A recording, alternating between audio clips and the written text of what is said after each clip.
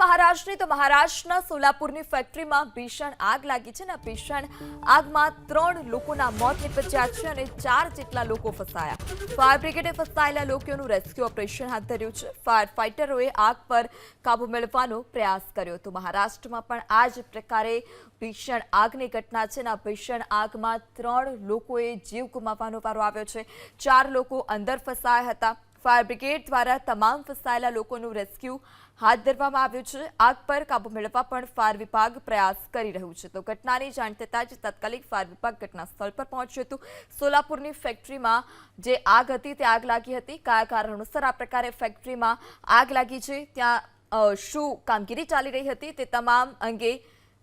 માહિતી એકત્રિત કરવામાં આવશે મહારાષ્ટ્રની તો મહારાષ્ટ્રના સોલાપુરની ફેક્ટરીમાં ભીષણ આગ લાગી છે ને ભીષણ આગમાં 3 લોકોના મોત નિપજ્યા છે અને 4 જેટલા લોકો ફસાયા ફાયર બ્રિગેડે ફસાયેલા લોકોનું રેસ્ક્યુ ઓપરેશન હાથ ધર્યું છે